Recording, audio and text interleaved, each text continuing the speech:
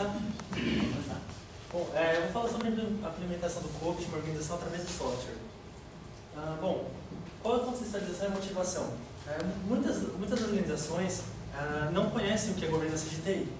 O Peter Will, no livro Governança de TI, ele cita que 38% dos CIOs, se indagados sobre o que é governança de TI, não conseguem responder claramente. Eu tive essa experiência na minha organização. Eu fui falar com o vice-presidente e ele humildemente reconheceu que ele não sabia e eu expliquei para ele o que era governança de TI. Ele ficou empolgado com a chance de trazer todos aqueles benefícios que a governança de TI promove, né? E só que uma coisa que ele ficou muito curioso também era quanto de esforço ele precisaria ter para implantar a governança de TI de uma maneira efetiva, que fosse de acordo com o tamanho da empresa, de acordo com os recursos que ela possui, né? E assim, para empresas pequenas, para empresas que não têm um grande capital ou recursos de colaboradores em grande escala disponíveis para lidar com governança de TI, uma solução é o software.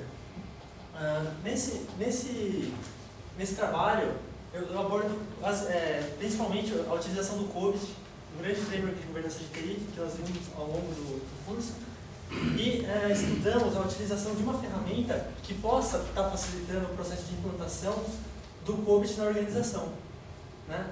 E para a gente estar alcançando esse objetivo, nós traçamos objetivos específicos abordados no slide seguinte, para estar tentando levar a empresa de uma TI imatura para uma TI que possa estar atendendo realmente aos requisitos da organização.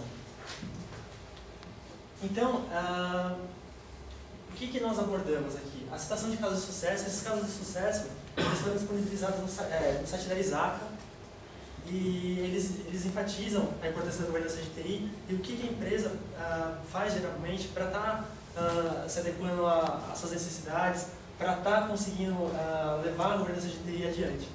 O levantamento e análise de softwares voltados ao COBIT também, análise da organização. Essa análise da organização foi feita de uma maneira superficial porque ela já foi realizada em um outro momento na disciplina do professor Bermejo, que através do preenchimento do guia de implantação da governança de TI. E por último, a escolha de uma aplicação de software dentre as levantadas. Bom, a estrutura do trabalho. O trabalho ele foi feito de uma maneira com que a pessoa ela pudesse ter a ideia do que é uma tecnologia da informação, o que é uma governança de TI, o que é o COBIT, quais são os frameworks também que colaboram para a governança de TI, quais são os softwares que trabalham em cima do COBIT, quais softwares auxiliam a implantação do COBIT, mostrando as vantagens e desvantagens de cada um, né, preços inclusive, e por fim a implantação do produto na organização sobre o guia de implantação da governança de TI. Então a gente pegou o guia de implantação da governança de TI vermelho e tentou jogar ele na aplicação para ver se ela suportava, para ser mais abordado adiante. Por último, uma seção de anexo com fotos do produto. Bom, a referencial teórica, como eu disse, ele vai fundamentar tudo aquilo que é importante para a pessoa criar a base, né, no trabalho.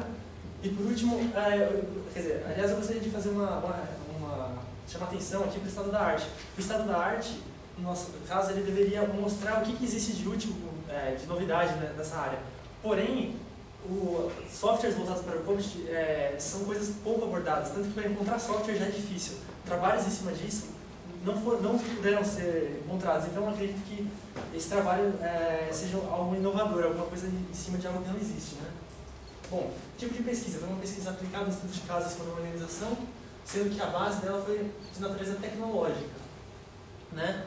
E além disso a gente trabalhou o conhecimento de uma forma exploratória para estar gerando novas informações.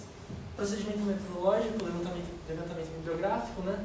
Isso daí inclui livros, sites, artigos, né? Análise da organização de objeto de estudo e seleção da aplicação.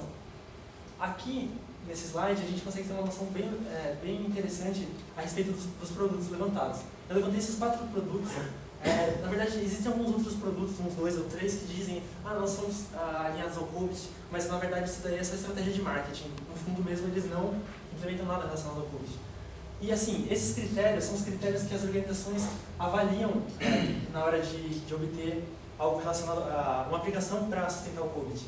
No primeiro momento eu levantei isso daí conforme meus critérios e depois eu bati com a organização para ver se aquilo lá atenderia ao que ela esperava. Então eu coloquei o quê? Nível de adequação ao COBIT 4.1. Isso daqui ele vai retratar o que está aqui em A. Isso daqui são os componentes contidos no COBIT. Objetivo de negócio, objetivo de TI, processo, tudo aquilo que nós vimos, né? Nível de adequação às áreas do foco da governança de TI. A governança de TI geralmente ela cobra alinhamento, entrega de valor, gerenciamento de risco, recursos.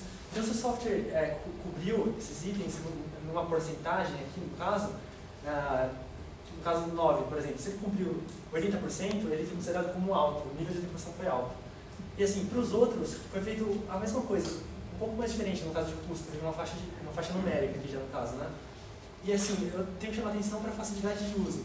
A facilidade de uso diz quão fácil a operabilidade desse software, considerando que quem vai operar esse produto tem o conhecimento do COBIT somente. Então, por exemplo, para ele operar o Mercor, ele não precisa saber muitas outras coisas fora, por exemplo, ele não precisa saber CMMI para estar lidando com esse produto, né? Que é uma vantagem. E aqui o reconhecimento no mercado, que ele diz se é alto, baixo, médio ou alto. Isso está relacionado ao número de organizações que utilizam o produto. Né? Bom, processo de implantação. A organização objeto de estudo. A organização, ela não permitiu que eu citasse o nome dela, porque como o COBIT está ligado com a parte estratégica, então fica um pouco... É ruim para a organização ter algo publicado sobre ela na academia, né? Então ela não permitiu que eu escrevesse profundamente. Porém, as dificuldades dela, tudo isso foi descrito na monografia, né? Qual o objetivo de negócio que ela deseja atender e tudo mais. Bom, o software escolhido, eu fiz o quê? Eu cruzei a tabela anterior, né? Que ela vai estar retratando o que a organização espera de um software de COBIT, com o guia de implantação da governança de TI, que ele também está fundamentado no COBIT. Então, se nós cruzarmos essas duas tabelas, nós veremos qual software está mais propenso a atender aos objetivos da organização. Bom, você pode estar se perguntando por que estão em vermelho esses itens. Esses itens estão em vermelho porque nenhum dos softwares encontrados no mercado abordam esses itens. Que nem disseminação e conscientização, aquisição e terceirização, e matriz de arranjo. Eles podem, assim, é claro, tudo está interligado, mas explicitamente eles não falam nada disso. Mesmo porque isso daqui, a disseminação e conscientização, ele já volta para uma área um pouco menos palpável do que métricas, processos. Então, acho que na hora de implementar eles buscaram não estar entrando nesse mérito, né? Bom, resultados obtidos.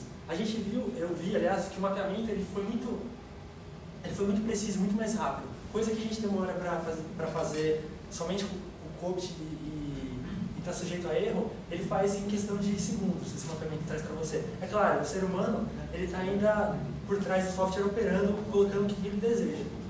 Isso nos leva à parte da conclusão, que são esses benefícios, né? Essa velocidade, essa precisão, dados consistentes. Um produto ele faz com que você, além de ter dados consistentes concentrados num único local, numa única base de dados, você não tem você não tem coisa solta em cada máquina de cada pessoa, você não tem coisas fora de padrão. O software ele te obriga a colocar uma coisa de acordo com o que ele espera.